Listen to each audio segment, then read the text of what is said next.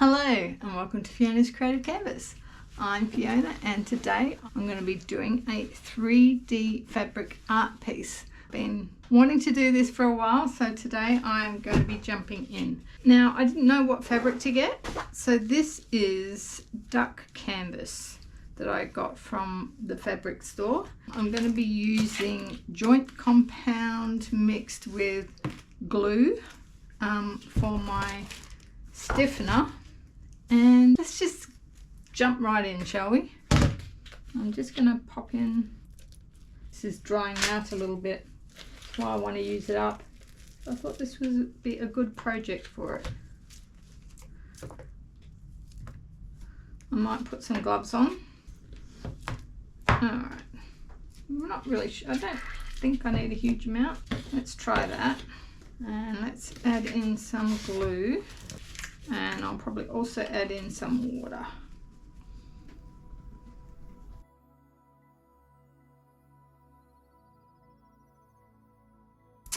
I might add the water as I go.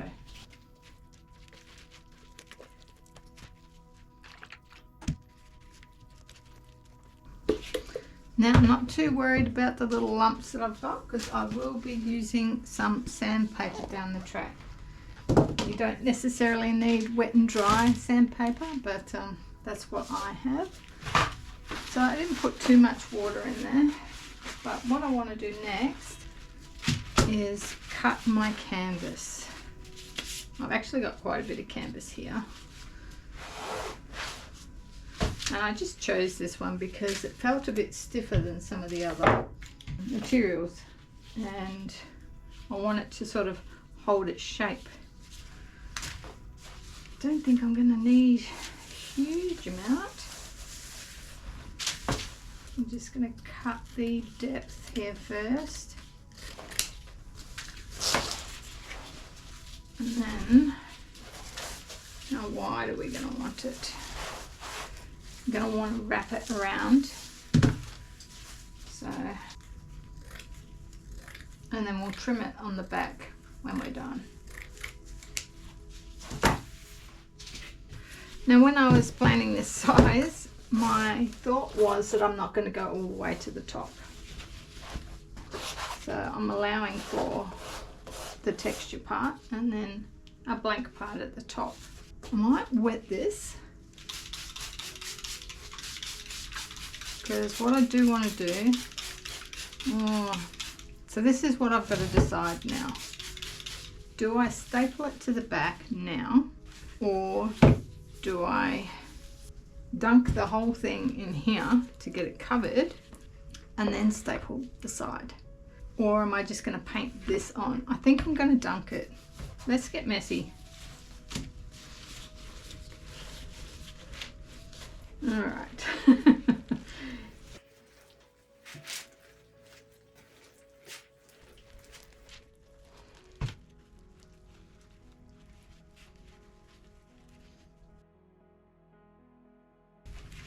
I haven't quite got it all over.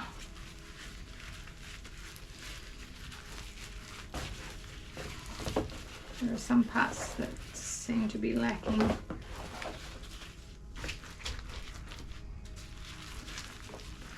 Just massage it in. It's kind of therapeutic. All right.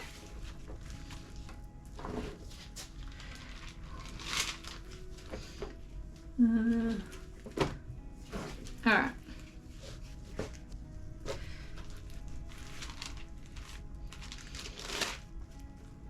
I'm going to do the bottom bit here first, I think. Just make sure it's the even width.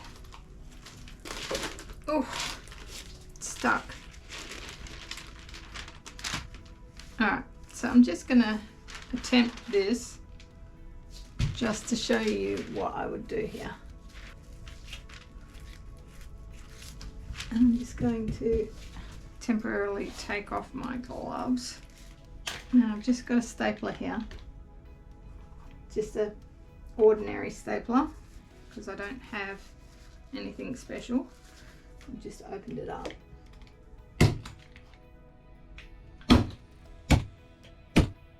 There we go.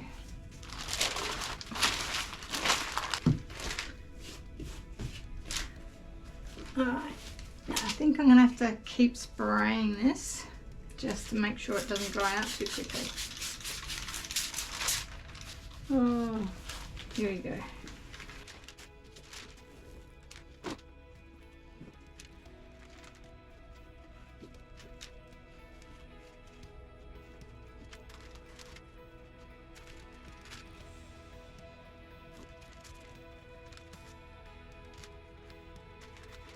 Now this part is going to take a little bit of patience.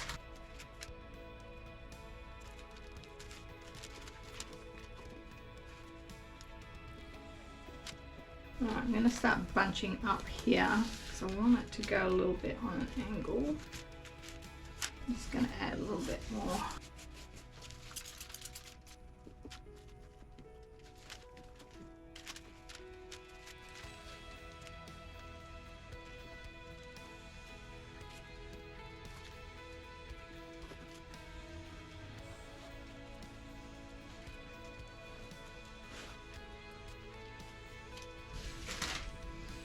I'm going to apply that to the top. Let's just see if I can fold this under.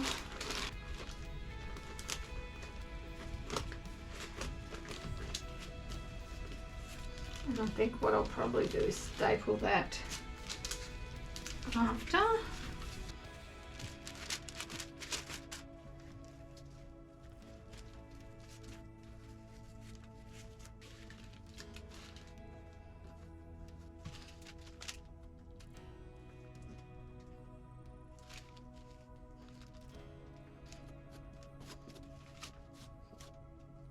You just want to get the whole piece covered in the texture so that when the paint goes on it looks the same all over.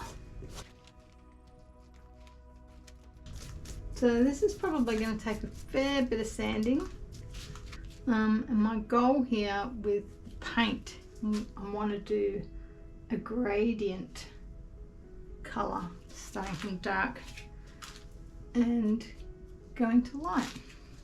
Okay, I've let this dry overnight. It actually dried stiffer than I was expecting. I thought there'd still be a few soft spots. I mean, there's a bit of a wiggle there, but I still want to go over it with some more paste. I've watered this down and thinned it a bit.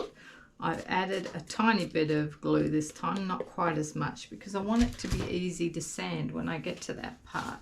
So basically just going to be doing another layer.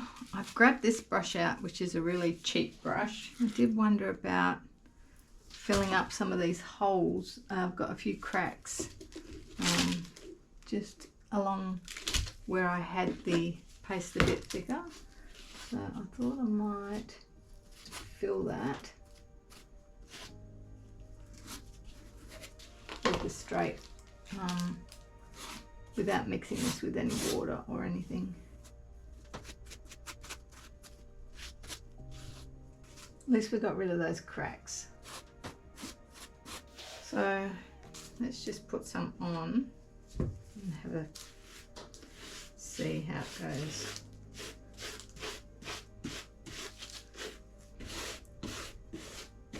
I think this is good. The sanding will help. It just smooths it off a little bit.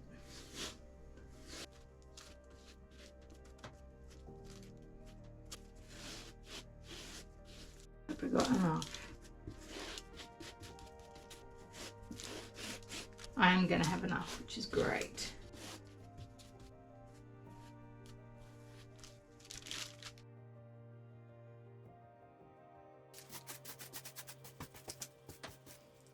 Alright, it's nice and dry now, and I've cut up some small pieces of sandpaper. This is 120 grit, and I've also got a dust mask. So I'm going to now go ahead and sand all these edges, not just the edges, the whole thing, and we're going to see how that turns out. This is wet and dry sandpaper, but I'm just going to use it dry and see how that goes. But I thought cutting it into small bits would make it easier. Might have to turn this around.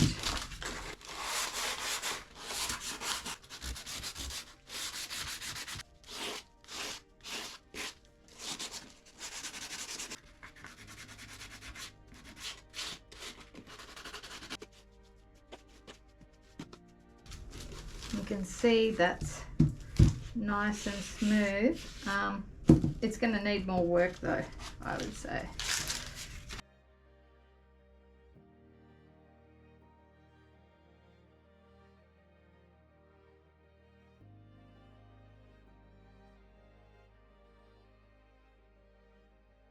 Okay, so I've finished sanding this, and as I say that, I can see a little lump. I think at this point you can spend as much time or as little time as you like on sanding, and you're always going to find bits that you want to keep playing with. So you've got to come up with a choice on how rough and how smooth you want it. What I'm going to do now though is cut off my excess.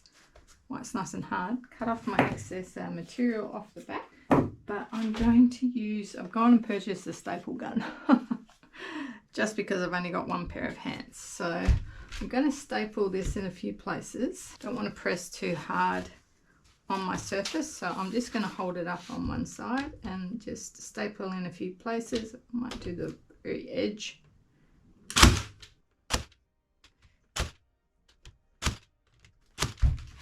Okay, that's not too bad. And I've already done those other ones that I did at the start. And I'm going to cut these. Ooh, a bit hard to cut through this bit.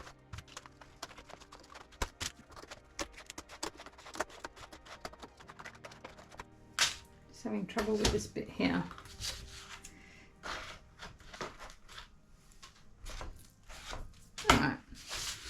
I think that'll be neat enough. So the next step is I'm going to take this outside and I'm going to spray it with this paint and prime, because this is joint compound mixed with glue. The glue should stiffen it a bit, but I still want to prime it. So I could gesso it, but I just decided I'm going to use this. So this is nice and dry now. It was a glossy primer, so I do have a few glossy spots. I've also gone over in a few places and just added a bit of gesso where I thought it needed a bit extra, because I only did the one coat with the primer. I've grabbed out some brushes. I've got a couple of bristly ones, and these ones are more soft. Not sure what I need to get into some of these nooks and crannies. And I'm going to be doing a blue grey colour palette, and it's going to be like an ombre, so a gradient from a dark colour to a light colour. So I've set myself a bit of a challenge here. This is Payne's Grey, and I didn't want it super Payne's Grey, so I thought I'd mix in a bit of white with it.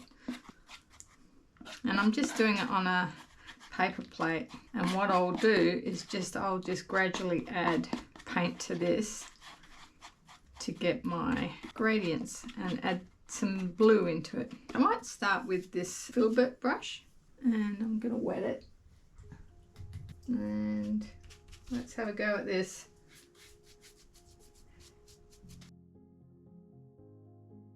And I might make sure I've got my water to spritz as well. Just makes it better for blending.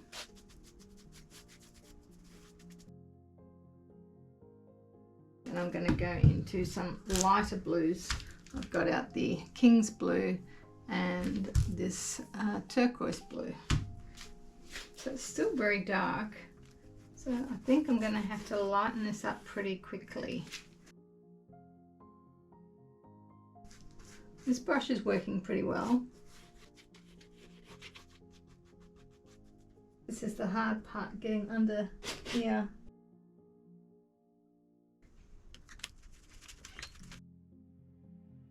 Got to make sure I've got all those spots covered before I move on, because my colour keeps changing.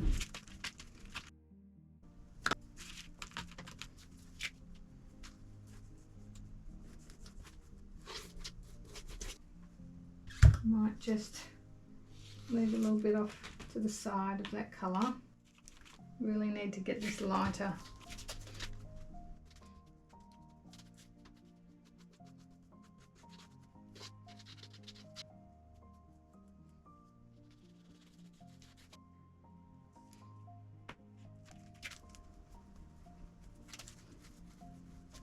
Got to do both sides. Gosh, so many nooks and crannies. This is why it was good that I actually started putting a little bit of each sort of depth of colour to the side. Loving that colour.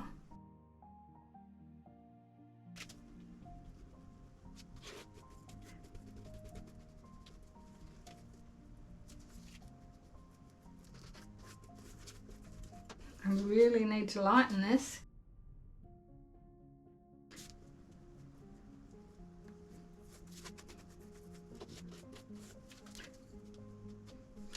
Alright, I'm going to swap to another paper plate just because I really need to get this colour lighter. So I'm still going to add that colour on there.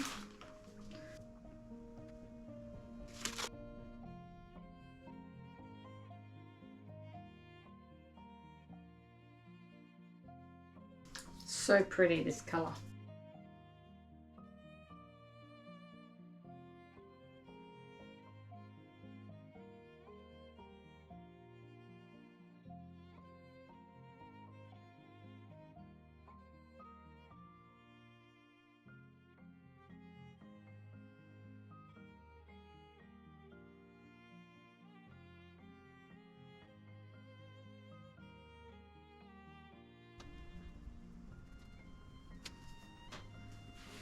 Oh no!